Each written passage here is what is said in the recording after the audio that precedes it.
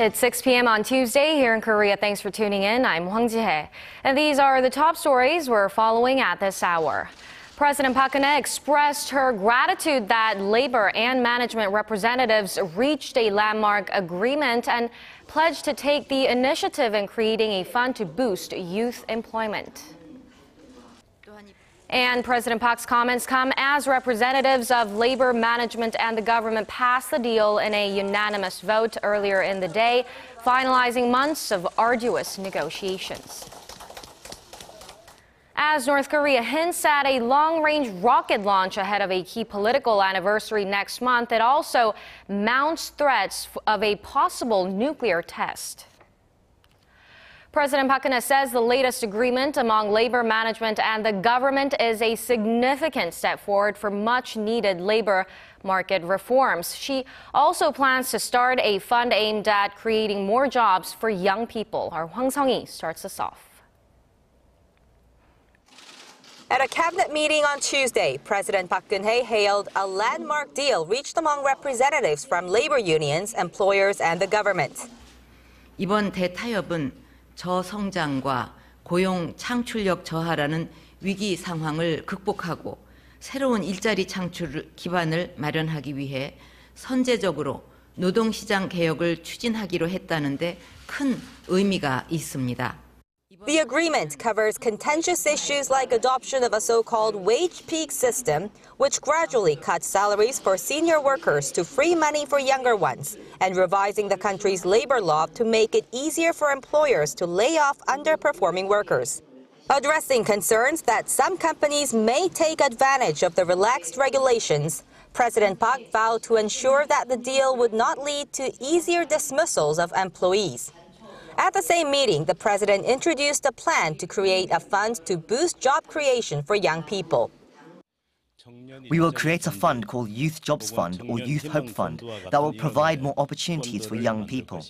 We hope to see contributions from people from all walks of life, centering on the leaders in society.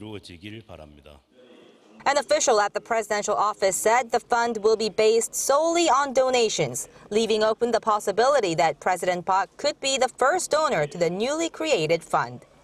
Hwang Sung-hee, Arirang News. And earlier in the day, labor management and government representatives unanimously passed the labor reform deal, ending months of arduous talks. The agreement is meant to tackle the rigid restrictions on employment contracts to help create a more flexible labor market. The deal was reached over the weekend among the three parties and gained the approval of the umbrella labor union on Monday. And lawmakers are gearing up for a fight over a contentious labor reform bill. The main opposition party is fighting the ruling party and the government to push the bill through. Our Kim Young-gil reports. The ruling Saenuri party is calling for the speedy legislation of a new labor reform bill. The bill is modeled after a hard-won deal struck Sunday by a tripartite committee involving labor, management, and government representatives. If we fail to make headway in legislating the labor reform bill, then the economy and the labor market will face difficulties starting next year. We ask the opposition party to respect the tripartite agreement and cooperate on legislating the bill this year. The ruling bloc expects the deal will increase flexibility in Korea's rigid labor market, as job creation is the government's top priority amid a protracted economic slowdown. The three sides agreed to set up criteria and procedures for changes in employment terms, only after further negotiations with labor and management. The main opposition New Politics Alliance for Democracy Party has denounced the deal and characterized it as collusion between the government and management, saying it will worsen the labor market. The Korean Confederation of Trade Unions is also against the tripartite deal. This is the result of the government's unilateral push for labor reforms. The KCTU, an umbrella union that boycotted the negotiations, said it will launch protests and go on strike to block the bill. The opposition party concluded by saying that debate on the matter has just begun. Kim Young-gil, Arirang News. Meanwhile, the National Assembly has entered its sixth day of an ongoing parliamentary audit. Today, the Public Safety and Security Ministry was in the hot seat over its lax response to a recent string of accidents. Our Park Ji-won has more. Representatives from the two main rival political camps criticized the government's poor initial handling of a fishing boat accident that left over a dozen people dead and 6 missing when it capsized earlier this month. The lawmakers grilled the nation's public safety minister for failing to quickly send in a special rescue team, which arrived on site roughly 6 hours after the request was made. The ministry's annual report to the president earlier this year states that rescue crews should arrive on site within 30 minutes for accidents on land and within an hour for those at sea. There is a precondition to the Golden Hour rule. We assume that special sea rescue teams were set up for both the East and West Sea. But we still didn't have rescue teams on both seas, and we needed to rely on helicopters to send the teams to the accident site. But due to inclement weather, the helicopters couldn't operate that day, and the rescue teams had to get there by motor vehicle. Lawmakers criticized the government for its lax response and pointed to other problems during the initial response, including the accusation that officials did not give serious enough consideration to the situation when they first noticed the boat's positioning signals were missing. Why was the Ministry of Public Safety and Security launched last year? Wasn't it to prevent another tragedy like the Seoul ferry disaster from ever happening again? But the insensitivity to safety is still rampant. Another point of contention was the lack of fire and rescue gear for the nation's firefighters. Firefighters have to share their uniforms as there aren't enough of them, and they buy gloves with their own money, which is a threat to their safety. The lawmaker continued by saying that although the government plans to spend over $500 million by 2017 for fire and rescue gear, a stronger system for monitoring the procurement process is needed due to the chronic corruption at the nation's fire stations. Park Ji-won, Arirang News. North Korea has hinted at another possible nuclear test should Washington and Seoul continue to denounce Pyongyang. The claim comes just one day after it gave a strong indication that it will launch a rocket next month to coincide with a key anniversary. Our Han Da-eun reports. Just as inter-Korean relations have begun to warm up again, North Korea is issuing threats of further provocations. North Korea's director of the Atomic Energy Institute told the state-run Korean Central News Agency that the country is ready to respond with nuclear weapons at any time if the U.S. and its allies continue to make hostile comments towards North Korea. He said that the country has improved the levels of its nuclear weapons with various upgrades in quality and quantity. He added that the country has resumed operation of its nuclear reactor at its Yongbyon nuclear complex. Such claims come on the heels of Seoul and Washington's response to Pyongyang's announcement made late Monday that hinted at another possible rocket launch in the near future. Many analysts have been predicting the reclusive regime will carry out a launch in October to mark the 70th anniversary of the founding of its ruling Workers' Party. While there are fears North Korea's series of threats could block planned inter-Korean talks and family reunions, Seoul and Washington has made it clear that there will be consequences if Pyongyang forges ahead with the launch.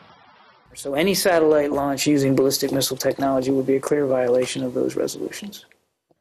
Experts in South Korea mostly agree that the planned round of high-level inter-Korean talks should take place as soon as possible to bar North Korea from going through with the launch. Han Da-eun, Arirang News. The Supreme Court has ruled with a 6-7 vote that the spouse in an affair won't be able to file for divorce in Korea. In a landmark case on Tuesday, the court rejected the divorce request by a married man who had an affair and raised a child with another woman for 15 years. Under Korean divorce law, a spouse who commits an offense such as adultery or assault is not permitted to file for divorce. The judge explained the current law is not yet sufficient to protect women who still face discrimination in hiring and pay. Following a ruling by the Constitutional Court last February that adultery is no longer a criminal offense, there had been expectations that the court would accept the man's petition for a divorce in recognition that the marriage is already broken. The average lump sum rental deposit on an apartment here in Seoul continues to rise at a rapid pace, and tenants are feeling the squeeze as many of them have to borrow more and more money to pay their rent every couple of years. Our Lee Ji-won breaks down some numbers for us. The median lump sum deposit or 전세 price for apartments in Seoul hovers at about $300,000. That's up 20% compared to a year ago. 전세 is a unique rental system where the tenant gives the homeowner a lump sum of money, which is returned after the lease expires, usually 2 years. The affluent Gangnam district in southern Seoul had the highest 전세 prices at a median of $346,000, up more than 20% from a year ago. Prices in the northern half of Seoul saw a hike of 15% on year. 전세 prices have been rising fast since 2009. 전세 rates now account for about 70% of a property's actual value. The surge in 전세 prices comes because more homeowners prefer monthly rentals instead of 2-year contracts due to low interest rates on bank deposits. 전세 prices will continue to rise because despite a drop in supply, there's a continued demand. Many people refrain from paying monthly rates, so people are likely to pay a larger amount, even if they know it's as expensive as the house itself. And perhaps reflective of the high prices, Koreans seem to be borrowing more. According to the Bank of International Settlements, the ratio of Korea's household debt to GDP was the highest among key emerging countries last year. The country's household debt accounted for 84% of its GDP, much higher than the average of 30% of 14 emerging economies. Korea's figure has added 12 percentage points since 2009, while emerging economies saw a rise of 10 percentage points on average over the same period. Lee Ji-won, Arirang News. Japan has decided to maintain its expansionary monetary policy. After a 2-day meeting, the Bank of Japan kept its annual asset buying scheme unchanged at a pace of 80 trillion yen, or roughly $670 billion. The decision had been expected, but with the economy shrinking last quarter and it being far from reaching its inflation target of 2%, some analysts expect an expansion down the road. The central bank, however, said that the Japanese economy continues to recover moderately, although exports and production were being affected due to the slowdown in emerging economies. Experts and business executives gathered in Seoul today for a conference on energy security. A call for shale gas was chief among the topics up for debate. Our Connie Kim reports. Korean companies are facing numerous challenges in light of the global transition to a low-carbon economy. They also stand to benefit from an increasing array of opportunities. These issues were the focus of the 4th Global Energy Security Conference hosted by Korea's Foreign Ministry. Korea depends on imports for 96% of its energy consumption. It is important to acquire stable energy resources as it's fundamental to national development and linked to national security. Currently, fossil fuels are the principal source of energy in Korea. But at the conference, there were calls for shale gas. This is a natural gas found trapped within shale formations. One energy expert called it a game changer for the energy industry. We're already seeing an impact of U.S. shale gas production on LNG prices in this country, Korea. And you add Chinese shale gas supplies and you add Argentine gas supplies to the mix and increase the LNG fleet, it's going to have a positive economic impact for everybody like Korea that uses natural gas. But some experts said it's going to take time and more investment for shale gas to become more mainstream. Shale basins in the US have been around and people have the data for that basin for hundreds of years. The only other basin in the world that people have data for is Argentina. Despite the high cost, many analysts said one of the biggest benefits is a short exploration and production process of at least 2 months. Aside from shale, some of the other topics of debate at the conference were the lifting of sanctions on Iran and the impact of sanctions on the Russian energy industry. Korean officials believe the discussions held during the conference laid the groundwork for the UN Climate Change Conference in Paris in December. Connie Kim, Arirang News.